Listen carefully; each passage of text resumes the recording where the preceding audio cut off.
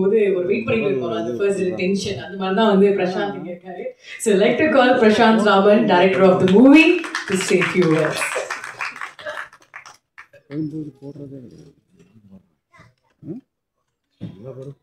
சபையோர் அனைவருக்கும் வணக்கம்.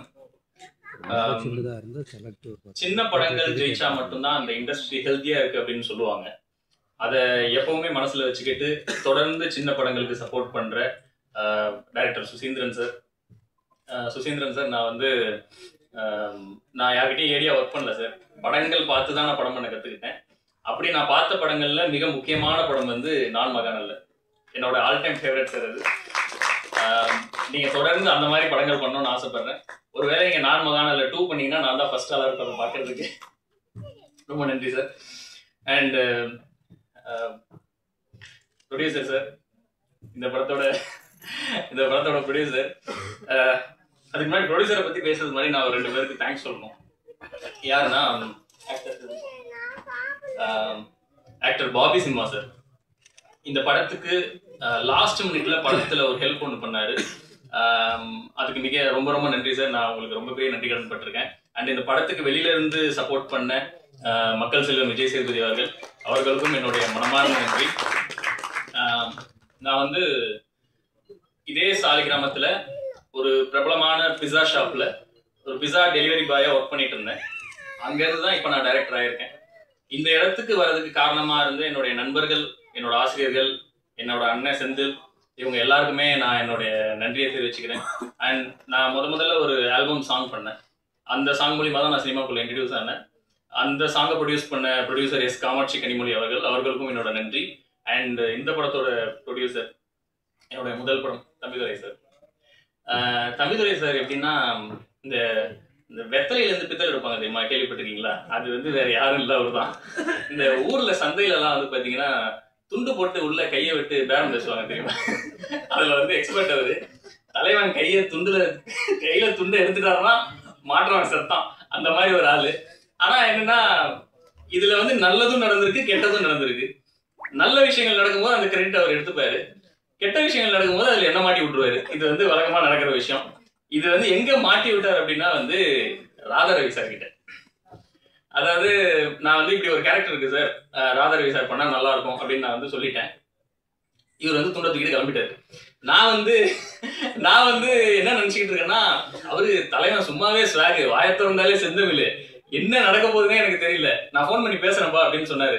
நான் என்ன நினைச்சேன்னா, ப்ரொடியூசர் சார் வந்து வாழ்நாள்லயே கேள்விப்படாத கெட்ட வார்த்தையெல்லாம் இன்னைக்கு கேட்க போறாரு அப்படின்னு நான் நினைச்சேன்.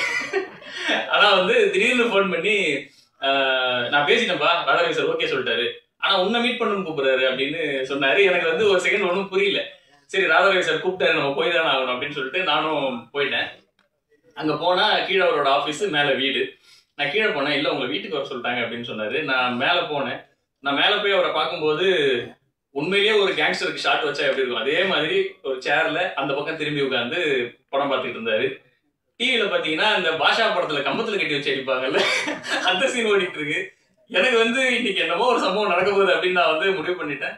அதுக்கப்புறம் அங்கிருந்து தம்பி அப்படின்னு ஒரு சத்தம் வந்தது. நான் போயிட்டு அவரை மீட் பண்ணேன். நான் இவ்வளவு தூரம் பயந்து அவரை போய் மீட் பண்ணேன். ஆனா அவர் வந்து என்னை ரிசீவ் பண்ணி என்கிட்ட பேசின விஷயங்கள் எல்லாமே எனக்கு ரொம்ப ஒரு ஆச்சரியமா இருந்தது. ராதாரவி சாருக்கு இப்படி ஒரு முகம் இருக்குன்றதே எனக்கு தெரியாது. அவ்வளவு ஹம்பிளா என்னை ட்ரீட் பண்ணாரு. நான் சினிமாக்குள்ள எப்படி வந்தேன் என்னன்றதெல்லாம் என்கிட்ட கேட்டாரு. அவர் தன்னோட சினிமா எக்ஸ்பீரியன்ஸ் எல்லாம் என்கிட்ட ஷேர் பண்ணிக்கிட்டாரு. கடைசியா வந்து சார் நான் பண்றேன்ப்பா வந்துடுறேன் அப்படின்னு சொன்னாரு. சார் அந்த பட்ஜெட் அப்படின்னு சொன்னேன். அவர் டக்குன்னு என்னை பார்த்து, நீ காசு கொடுத்து தான் நான் வாழணுமா, இது உனக்கு முத படம் தானே அப்படின்னு கேட்டாரு. ஆமா சார் முத படம் தான். நான் வந்து நடிச்சா நீ நல்லா இருப்பேன்னு நினைக்கிறியா அப்படின்னு கேட்டாரு. நான் நல்லா இருப்பேன் சார், அதுக்காக தான் சார் வந்திருக்கேன் அப்படின்னு சொன்னேன். அவர் வந்து உனக்காக நான் வரேன்டா அப்படின்னு சொன்னாரு. உண்மையிலேயே தமிழ் சினிமா இன்னும் ஆரோக்கியமா இருக்கு அப்படின்னா ராதாரவி சார் மாதிரி ஆட்கள் பணத்தெல்லாம் பெருசா பொருட்படுத்தாம சின்ன படங்களுக்கு சப்போர்ட் பண்றாங்க இல்லையா, அந்த மாதிரி சின்ன படத்துக்கு சப்போர்ட் பண்ற நிறைய பேர் இருக்கிறதுனால தான் தமிழ் சினிமா இன்னும் ஆரோக்கியமா இருக்குன்னு நினைக்கிறேன். அண்ட் கடைசியில கிளம்பும் போது சார் நான் கிளம்புறேன் அப்படின்னு சொன்னேன்.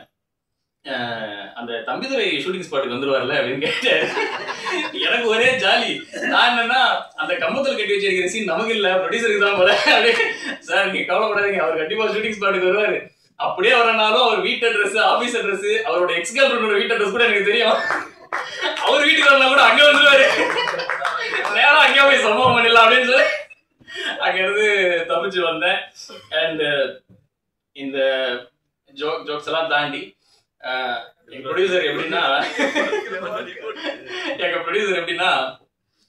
ஷூட்டிங் முடிச்சு நாங்க தான் பில்ஸ் எல்லாம் செட்டில் பண்ணுவோம். நானும் அவர் இருந்தா உட்காந்து செட்டில் பண்ணுவோம். ஏதாவது ஒரு இடத்துல ஒரு சின்ன 100 ரூபாய் 50 ரூபா இருந்தா கூட கணக்கு பார்ப்பாரு. ஆனா ஒரு நாள் கூட இந்த ப்ரொடக்ஷன் ஃபுட் பில் இருக்கு இல்லையா, அதை அவர் பார்த்ததே இல்லை. அதை அப்படியே எடுத்து வச்சிருவாரு. அது என்ன பேமெண்ட்டோ அதை கொடுத்துருவாரு. அந்த மனசுதான் அவர் இன்னைக்கு இவ்வளவு தூரம் வர்றதுக்கு ரொம்ப பெரிய காரணம். படம் ஆரம்பிச்சதுல இருந்து என்கிட்ட அடிக்கடி சொல்லுவாரு, என்னப்பா ஒரே பேட் டைமா இருக்கு, பிரச்சனை சுத்தி அடிக்குதுன்னு. ஆனா இவ்வளோ பேட் டைம் ஆனாலும் இப்போ இந்த ஈவெண்ட் பண்ற வரைக்கும் பேட் டைம்ல தான் இருந்தது. அதெல்லாம் தாண்டி நம்ம இந்த இடத்துக்கு வந்திருக்கோம்னா அந்த ஒரே ஒரு மனசு தான் சார். அதனாலதான் நம்ம படம் இவ்வளவு தூரம் வந்திருக்கேன் நான் நம்புறேன். அவருக்கு என் மேல இருந்த நம்பிக்கை எப்படின்னா, நிறைய முக்கியமான டாக்குமெண்ட்ல அவர் சைன் தான் போடுவேன். அவரே சொல்லிடுவார், பிரசாந்த் அதை போட்டு கொடுத்துரு அப்படின்னு. அண்ட் இன்னொரு பெரிய விஷயம் என்னன்னா, அவரோட ஃபண்டே என்கிட்ட தான் இருக்கும். நாளைக்கு நான் ஷூட் போறோம் அப்படின்னா அன்னைக்கு ஷூட்டுக்கான ஃபண்டே என்கிட்ட கொடுத்துருவாரு. அந்த அளவுக்கு என்னை நம்பி அவர் இந்த படத்தை ஆரம்பிச்சாரு. அந்த நம்பிக்கையில கொஞ்சம் கூட எந்த பிரச்சனையும் வராம படத்தை இந்த அளவுக்கு கொண்டு வந்து கொடுத்துட்டேன் அப்படின்னு நம்புறேன் சார். ரொம்ப நன்றி. அண்ட் சார் மனசுல இருந்து நிறைய விஷயம் பேசிட்டு தப்பா நினைச்சுக்காதீங்க. நான் வேற ஒன்று எதுவும் பேசல சார். நான் பாட்டுக்கு போயிட்டு வேற யாராவது வந்து உங்களை செஞ்சுட்டாங்கன்னா அப்புறம் எதுக்கு நான் இருக்கேன். எங்க அண்ணனுக்கு நான் தான் செய்வேன். அண்ட் இந்த படத்துடைய ஆக்டர்ஸ் தீனா டார்லிங், நம்ம வந்து முத நாள் ஃபர்ஸ்ட் டே ஃபர்ஸ்ட் ஷாட் அவருக்கு தான். ஃபர்ஸ்ட் ஷாட் ஷூட் பண்றேன். 2 டேக்கு 3 டேக்கு 4 டேக்கு 7 டேக் ஆயிடுச்சு. 8வது டேக் வந்து ஒரு 70% நான் எக்ஸ்பெக்ட் பண்ண மாதிரி இருந்தது. டார்லிங் ஓகே போதும் அப்படின்னு நான் சொல்லிட்டேன். அவர் நேராக இறங்கி வந்தார். வந்துட்டு மானிட்டர் பார்த்துட்டு எனக்கு ஒரு 1 more அப்படின்னு சொன்னார். ஓகே பண்ணலாம் அப்படின்னு சொன்னோடனே அவர் போயிட்டு ஒரு பர்ஃபார்மன்ஸ் பண்ணார். நான் என்ன எதிர்பார்த்தனோ அதுக்கு மேலே ஒன்று கொடுத்தாரு. எனக்கு அப்போ தான் புரிஞ்சுது டைரக்டருக்கு என்ன வேணுன்றதை தெரிஞ்சுக்கிறதுக்காக அவர் 7 மாடுலேஷன் ட்ரை பண்ணாருன்றது எனக்கு அப்போ தான் தெரிஞ்சுது. ஸோ அந்த அளவுக்கு ஒரு டெடிகேட்டடான ஆர்டிஸ்ட் அவர். Thanks darling. And actor Abhishek அவர் போயிட்டாரு. அவரும் இந்த படத்தில் ரொம்ப நல்ல விஷயங்கள் பண்ணார். அண்ட் ஆக்டர் ஷாரா சார் வந்து எப்படின்னா, நாங்கள் வந்து அவரோட கேரக்டர் பற்றி அவரே ரொம்ப தெளிவாக சொல்லிட்டாரு. நான் சொல்ல வேணும்னு நினைக்கிறேன். ஆனா என்னன்னா, அவரோட கேரக்டருக்கான சீன்ஸ் இருக்குல்ல, அந்த சீன்ஸ்லயே ரொம்ப பீக்கஸ்ட் சீன் ஒன்று இருக்கு. அந்த சீன் வந்து நம்ம ஷூட் பண்ணணும்னா இந்த கதைக்குள்ள டிராவல் பண்ணிருக்கணும், எல்லாரும் ஆல்ரெடி நிறைய மிங்கிள் ஆயிருக்கணும். எங்களுக்கு அதுக்கான வாய்ப்பு கிடைக்கல. ஃபர்ஸ்ட் டே நான் ஷூட் பண்ண ஃபர்ஸ்ட் சீன் வந்து அவருக்கு அந்த சீன் தான். இப்போ எனக்கு அது ஒரு சின்ன தயக்கம் இருந்தது, இது எப்படி நம்ம பண்ணிட முடியும் அப்படின்னு இருக்கும்போது ஒரு 5 நிமிஷம் ஸ்கிரிப்ட் பேப்பர் வாங்கிட்டு போய் பார்த்தாரு. பார்த்துட்டு வந்து நான் ஆக்ஷன் சொல்றேன், நான் என்ன எக்ஸ்பெக்ட் பண்ணணும் அதுக்கு மேல ஒரு பெர்ஃபார்மன்ஸ் ஒன்று கொடுத்தாரு. எனக்கு ஒரு செகண்ட் அதுல என்ன பேசுறதுனே தெரியல. இதுதான் அந்த எக்ஸ்பீரியன்ஸ்டான ஆர்டிஸ்ட் இருக்கும்போது நம்ம எவ்வளவு கம்ஃபர்டபுளா நம்ம இருக்கிறோம் அப்படின்றது வந்து எனக்கு அன்னைக்கு தான் ஃபீல் ஆச்சு. ரொம்ப thanks brother, thank you very much. And Ajay இந்த படத்துக்காக ரொம்ப வெயிட் லாஸ் எல்லாம் பண்ணி ரொம்ப பிசிக்கலா ரொம்ப நிறைய ஸ்ட்ரகிள் பண்ணாரு. அவருக்கு என்னுடைய நன்றி. அண்ட் ஜெயக்குமார் சார் நம்ம ஸ்டார்டிங்ல நிறைய விஷயங்கள் பேசணும், நடுவில் கொஞ்சம் டைம் ஆயிடுச்சு, பேச முடியல, அதனால நீங்க வந்து தப்பா நினைச்சுக்காதீங்க. ஆனா பழைய விஷயங்கள் நான் எதுவுமே மறக்கல. அன்னைக்கு கேரவன்ல நான் கூட பார்த்துட்டேனே, அதெல்லாம் கூட மறக்கல. ரொம்ப நன்றி சார். அது அப்புறம் சொல்றேன்.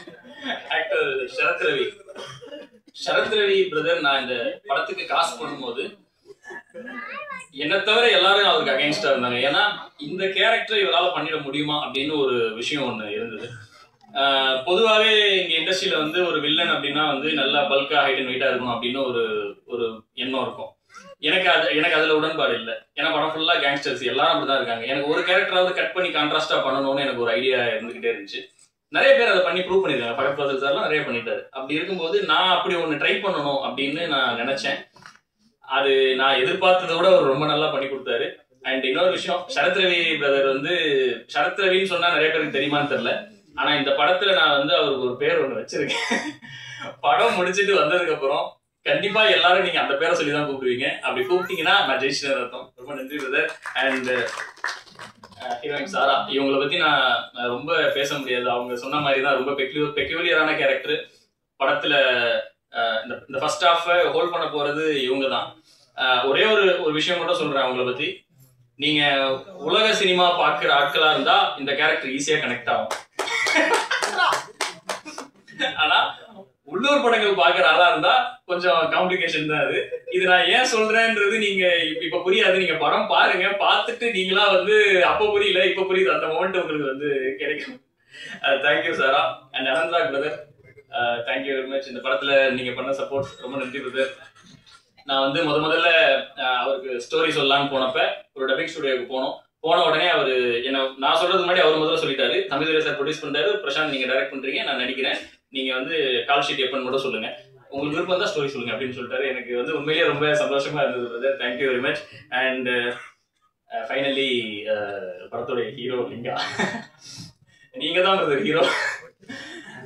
என்னன்னா இப்போ பொதுவா ஒரு படம் காஸ்ட் பண்ணும்போது ஹீரோ காஸ்ட் பண்ணுவாங்க, ஹீரோயின் காஸ்ட் பண்ணுவாங்க, அதுக்கப்புறம் மற்ற கேரக்டர்ஸ் எல்லாம் காஸ்ட் பண்ணுவாங்க. நம்ம படத்துல அப்படியே அது ஆப்போசிட். நான் எல்லா கேரக்டர்ஸையும் காஸ்ட் பண்ணி முடிச்சிட்டேன். ஃபைனலா இந்த மங்காத்தா டீம்ல அஜித் சார் வந்து சேருவார்ல, அப்படி இந்த தாவூத் டீம்ல வந்து சேர்ந்ததுதான் வந்து நம்மளுடைய லிங்கா. இவரு ஃபர்ஸ்ட் இந்த கேரக்டர் பண்ண முடியுமா அப்படின்னு நான் ரொம்ப யோசிச்சே இருந்தேன். ஏன்னா அவர் எல்லா படத்துலயும் போலீஸாவும் ஒரு வில்லனாவும் நடிச்சிட்டாரு. இதுல வந்து ஒரு பக்கா இன்னோசென்ட் கேரக்டர். இன்னோசென்ஸ்னா எப்படின்னா, இப்ப நம்ம ரோட்ல போறோம், ஒரு ஓரமா ஒரு சின்ன குடி இருக்கும், அது ஒரு சாதாரணமா இருக்கும், அதை நம்ம எல்லாரும் கடந்து போயிடும், கண் பார்வை இல்லாதவங்க கூட அது சேஃபா கடந்து போயிடுவாங்க. ஆனா அந்த குடியில விடுறதுன்னு ஒருத்தன் பிறந்திருப்பான் தெரியுமா, அப்படி ஒரு கேரக்டர் தான் வந்து அவரு பண்ற கேரக்டர். ஆனா அவரு ஷூட்டிங் ஸ்பாட்டுக்கு போறதுக்கு முன்னாடி 10 நாள் நம்ம ஆபீஸ்க்கு வந்துருவாரு. டெய்லி எனக்கும் அவருக்கும் அந்த குரூப் டிஸ்கஷன் தான் நடந்துகிட்டு இருக்கோம். டெய்லி நாங்க ஸ்கிரிப்ட் படிப்போம், நிறைய டிஸ்கஸ் பண்ணுவோம். இந்த கேரக்டர் அவர் வாங்கிக்கிறதுக்கு அவர் எடுத்த ஸ்டெப் வந்து எனக்கு ரொம்ப பிடிச்சிருந்தது. அண்ட் நானும் அவரும் எங்க கனெக்ட் ஆகும் அப்படின்னா வந்து ப்ரொடியூசர் பாயிண்ட்ல. நான் எங்கேயுமே ஷூட்டிங் ஸ்பாட்ல ஒரு ரூபா கூட வேஸ்ட் ஆகக்கூடாது அப்படின்னு நான் நினைப்பேன். அந்த எண்ணம் அவருக்கு இருந்தது. எப்படின்னா, எண்ணூர்ல ஒரு இடத்துல ஷூட் பண்ணிட்டு இருக்கோம், அங்கெல்லாம் ப்ரொடக்ஷன் ஃபுட் எல்லாம் வராது. அங்க வந்து ஒரு சின்ன ஹோட்டல், ஒரு அக்கா கடை இருக்கு, ஒரு 50 ரூபா தான் ஒரு மீல்ஸ், அவ்வளவுதான். இது நாங்க வந்து எல்லாரும் சாப்பிட்டுக்கிட்டு இருக்கோம். நானும் அவரும் உட்காந்து சாப்பிட்டுட்டு இருக்கும்போது மேல ஒரு மரம் இருந்தது, சாப்பிடுறாரு. இந்த பிளேட்டை தாண்டி கீழே கொஞ்சம் இலை இருக்கும்ல, அதுல வந்து ஒரு காக்கா வந்து சாப்பாடுல வேலை அந்த சைட்ல தான் இருக்கு. பட் இருந்தாலும் நம்ம அதுக்கு கம்ஃபர்டபுளா இருக்காதுல்ல. நான் வந்து சொல்லிட்டேன், பிரதர் இதை வச்சுருங்க பேசாம, நம்ம வேற வாங்கிடலாம் அப்படின்னா, இல்லைங்க இதுக்காக எங்க ப்ரொடியூசருக்கு தரலாம் ஒரு 50 ரூபா அப்படின்னு சொன்னாரு. உண்மையிலேயே ப்ரொடக்ஷனுக்கு ஒரு 50 ரூபா வேஸ்ட் ஆகக்கூடாதுன்னு, ப்ரொடக்ஷனுக்கு ஒரு 50 ரூபா வேஸ்ட் ஆகக்கூடாதுன்னு காக்காவோட கலந்து சாப்பிட்ற மனசு இருக்குல்ல, அதுதான் கடவுள்.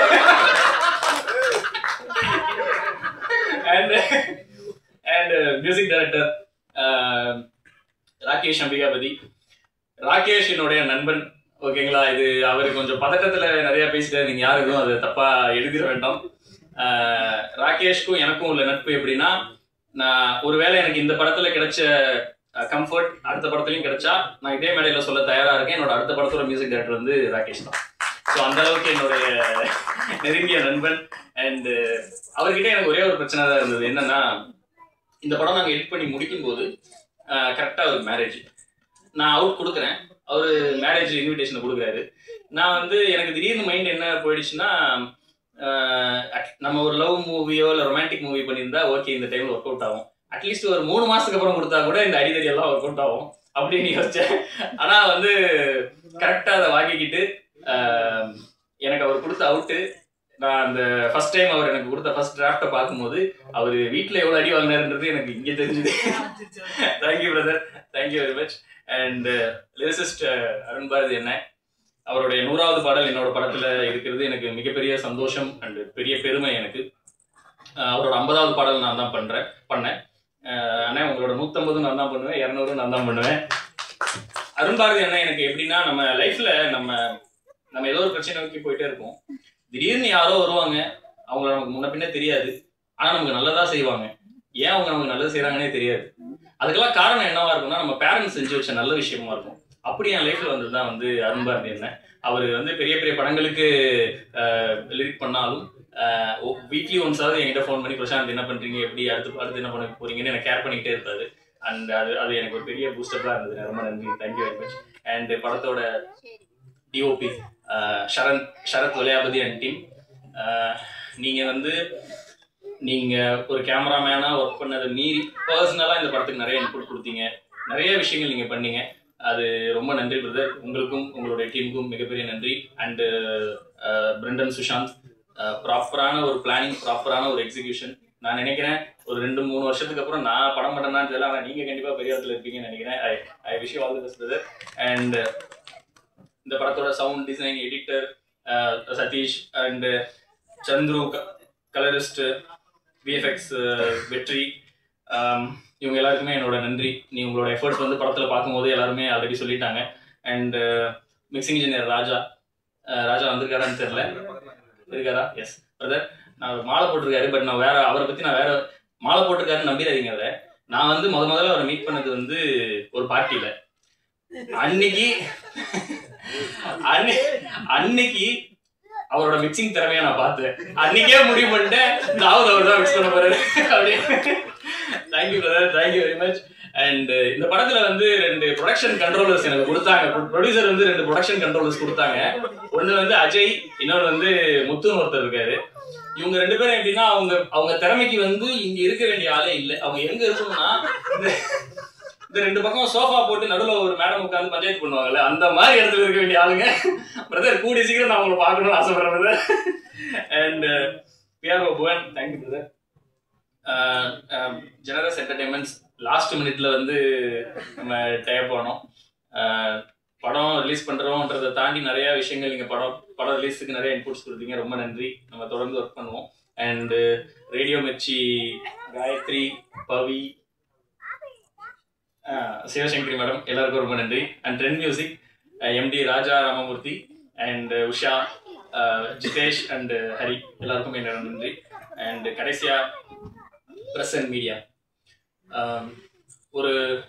ஒரு படம் ஒரு ப்ரொடக்ஷன் பண்ணி வெளியில வருது அப்படின்னா அந்த ப்ரொடக்ஷன் அதில் நடிச்சிருக்கவங்க எல்லாரும் அவங்களுடைய அதிகபட்ச பணத்தையும் அதிகபட்ச செல்வாக்கையும் பயன்படுத்துவாங்க அந்த படத்தை ரிலீஸ் பண்றதுக்காக.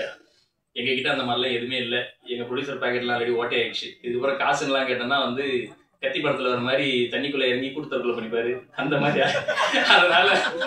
அதனால எங்களுக்கு வந்து பெரிய ஆளுங்க வந்து அப்படி வந்து ப்ரொமோட் பண்ணி அந்த மாதிரிலாம் எங்களுக்கு யாருமே இல்லை. எங்களுக்காக வந்திருக்க சுசீந்திரன் சார் மட்டும்தான், அவருக்கு மிகப்பெரிய நன்றி. அண்ட் இப்படியெல்லாம் இருந்தாலும் நாங்க வந்து இந்த பணம், செல்வாக்கு இதெல்லாம் தாண்டி எங்ககிட்ட ஒரு 2 விஷயம் இருக்குன்னு நான் நம்புறேன். ஒண்ணு மக்கள், நான் ஆடியன்ஸை நம்புறேன். 2வது ஜனநாயகத்தின் கடைசி ஆயுதமான நீங்க, பத்திரிகை. நீங்களும் மக்களும் நினைச்சா எந்த ஒரு படத்தையுமே ஹிட் கொடுக்க முடியும் அப்படின்னு நான் நம்புறேன். அதை நீங்க நம்ம படத்துக்கும் பண்ணணும்னு நினைக்கிறேன். ஏன்னா நாங்க வந்து ரொம்ப சின்ன படம், அதனால எங்களை வந்து ஊராம்பட்டு புள்ளியா நினைச்சு ஒதுக்கி வச்சிடாம உங்க வீட்டு சொந்த புள்ளியா நினைச்சு கொஞ்சம் பார்த்து பண்ணுங்க. கடைசியா வர ஒரு விஷயம், செப்டம்பர் 12 நம்ம படம் ரிலீஸ் ஆகுது, தாவூத். சேம் செப்டம்பர் 12 இன்னொரு சில படங்கள் ரிலீஸ் ஆகுது. Thanal, Blackmail, YOLO, Bomb, Kayal, Kumara Sambavam, வேற ஏதாவது படங்கள் விட்டு இருந்தா மன்னிச்சிருங்க. அந்த படங்களும் வெற்றி பெறுவதற்கு என்னுடைய மனமார்ந்த வாழ்த்து.